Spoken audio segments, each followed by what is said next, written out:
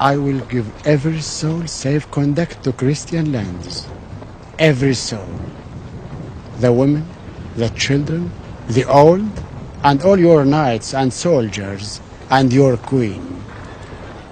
Your king, such as he is, I leave to you, and what God will make of him. No one will be harmed, I swear to God. The Christians butchered every Muslim within the walls when they took this city. I am not those men. I am Salahuddin. Salahuddin.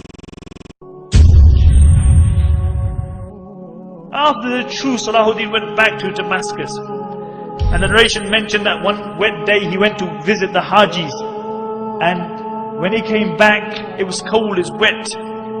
He became ill, and every day his state got worse. And Al-Imad mentioned, I was with Salahuddin when he was ill. He says, by Allah, every time Salahuddin became more ill, it was as though his trust in the rahmah of Allah just increased. He said the weaker his body got, the stronger his trust in Allah became. And even in that state, Salahuddin couldn't go to the masjid anymore. But he insisted on praying salah with jama'ah, and they would bring an imam, they would help him up, and he would pray salah in jama'ah. On the 9th day, Salahuddin became unconscious, and Shaykh Jafar mentions that I was reciting the Quran by his bed, and when I reached the verses, Wallahu la ilaha illahu alimul ghaybi wa shahada, He is Allah and no Lord besides Him, the knower of the unseen. He said Salahuddin had been unconscious for a while, and I heard a faint voice saying, Sahih, you have spoken the truth. And he mentioned, for 3 days I recited the Quran by the bed of Salahuddin. And he said, on the final day when he passed away, I reached the verse, La ilaha illahu alayhi tawakkaltu. There is no God but Allah, and upon Him I trust. And I saw Salahuddin's face become radiant, and he recited the Shahada, and he left this dunya. And Ibn Shaddad mentioned that this was the greatest calamity to befall the Muslims since the demise of the Khulafai Rashidun. Ibn Shaddad mentions that many times I had heard the saying that I wish I could die on this place. And I always thought that this was an exaggeration.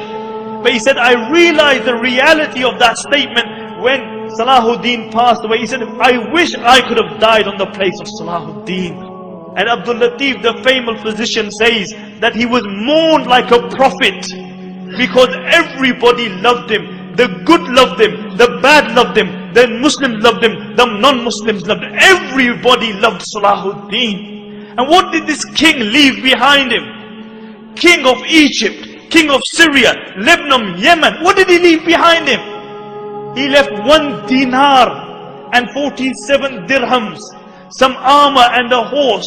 This is all he left behind him. They had to borrow money for his janazah. But I'll tell you what he left behind him. He left a legacy behind him. He left a legacy behind him. And this is why we are gathered here today. He passed away at the time of Fajr, and after Dhuhr they brought his body out. And the narrations mention that people screamed and cried as though the whole dunya had just become one place. And many people, when they saw his dead body, they couldn't believe it. They became unconscious. They didn't attend the janazah because they couldn't believe that Salahuddin had passed away, the liberator of the holy lands.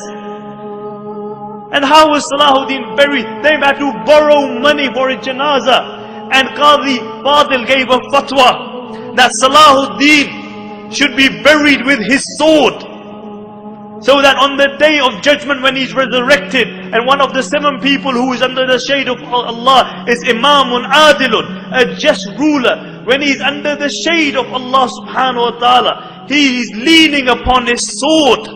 So everybody sees that this is the liberator of the holy land. And on his tomb they wrote, because this was the man who liberated, this was the man who flung open the gates of fortresses and castles of the Christians, one after the other. And on his tomb they wrote, Oh Allah, as his final victory, open for him the gates of Jannah. open for him the gates of Jannah. And my dear respected brothers and sisters listening at home, Salahuddin is one of the greatest heroes of Islam. And this is why we have gathered here to remember this. But the problem with many Muslims has become today, or with all Muslims, is that we live off our legacy. As a poet says, he said the Muslims come to the grave of Salahuddin, and they come again and again. And what do? They stand by the grave of Salahuddin and they say, Qum ya Salahuddin, Qum. Oh Salahuddin, stand. Stand up, oh Salahuddin, we need you. Can't you see what's happening in Iraq? Can't you see what's happening in Afghanistan? Can't you see the supine, spineless leaders that we have?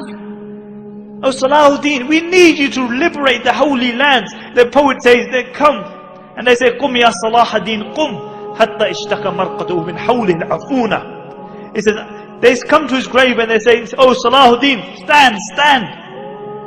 Until his grave began to complain about the stench around it. And the poet says, Kam mar'atan fil aami tuqidunahu, Kam mar'atan ala al-jidar al-jubni tajlidunahu, ayatlubu al-ahya'u min amwatihim ma'una. He said, how many times in the year are you going to wake Salahuddin up? He said, how many times are you going to whip Salahuddin for your own cowardice? And then he says sarcastically, أَيَطْلُبُ الْأَحْيَاءُ مِنْ أَمْوَاتِهِمْ مَعُونَ. He said, has it come to the state that the living have started asking the dead for help? The living have started asking the dead for help. Nobody aspires to be a Salahuddin. Nobody tries to be a Umar ibn Khattab or Abu Dhar or Abu Bakr radiallahu anhum or a Khadija or a Fatima. Nobody aspires to be like them. We live off our legacy. We remember these people, but none of us aspire to be like them. We can't be cowardice because we believe in a hereafter. You can't celebrate the life of Salahuddin and Umar ibn Khattab and then be cowardice yourself.